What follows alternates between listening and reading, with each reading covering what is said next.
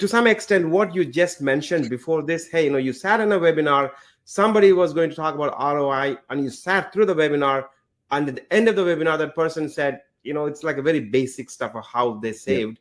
Yeah. And I don't want to say wasted your time, you spent your time, the fatigue comes in, because if you see one more of those kinds of things, you will not give any credibility to this discussion. So if you could talk about what, in your words, is AI fatigue, what does it mean?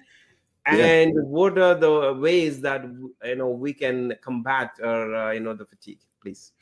Well, I think one of them is just kind of the overwhelming number of it's the message that's in the market for technology, and so everything is about it. And so that's when we read about it, it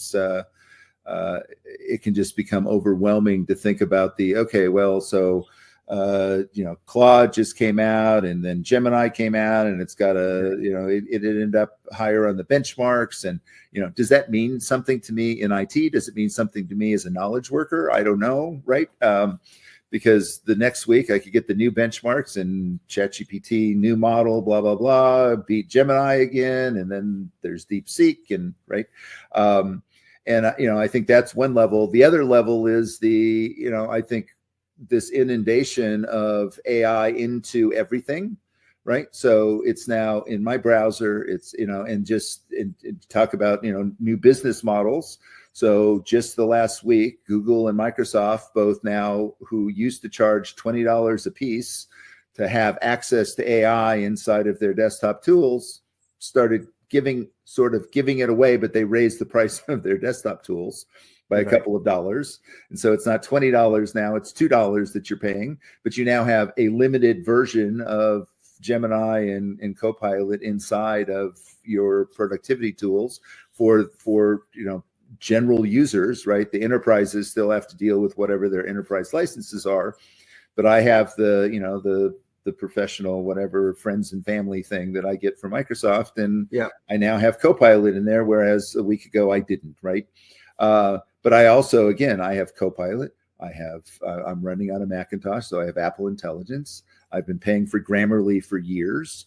And I now have, and I have all the other models. I use Notebook LM. I look at all this stuff, and, if it's not me, where that's my job, if my job is really to be a sales guy and create credible messages to sell things to my customers, right? Do I need all of those things, right? And they just kind of show up. And what do I do with them, right? And in some cases, organizations are asking people to become AI literate. I know from multiple surveys that most companies are not investing in AI literacy and actually training people. They're all doing it just in time and, go watch some YouTube videos and figure out how the thing works. And at the same time, they're talking about this. I've done some recent survey work, and I'm finding that the large majority of people, something like 75% of people, their job descriptions have not changed to reflect that they now live in an AI world, but yet they're being given AI tasks and expectations.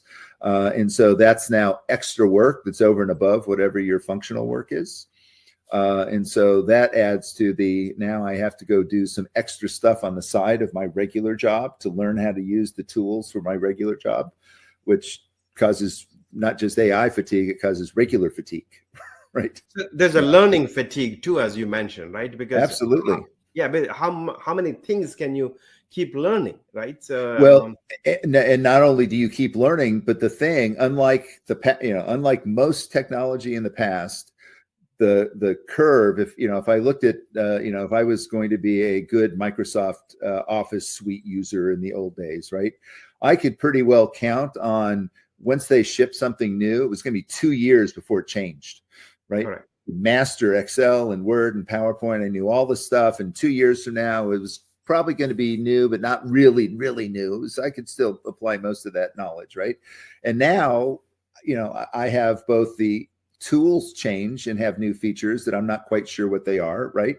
So how do I use tasks in ChatGPT? I don't know. I just sort of showed up and shows up on some of my machines and not some of my other ones. I'm not sure how to use that and how do I take advantage of it.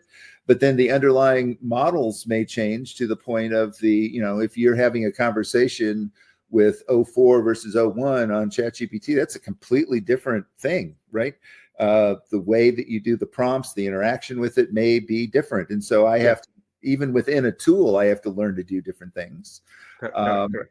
And then of course there's the modalities of the tools, right? If I get proficient at doing writing, but then I want to go create an image, I have to, how do I now become a verbal visual thinker, right? And so that's a different skill than finding clip art in a clip art thing, right? And so there's, as you said, there's lots of learning. I like that part, by the way, of AI. I think it's forcing people from a standpoint of pushing people to be continuous learners, which is something I very much believe people need to be. People need to do exactly. I'm not sure it's the continuous learning I would pick for everybody, but it's the continuous learning that we're kind of asked and necessitated at the moment.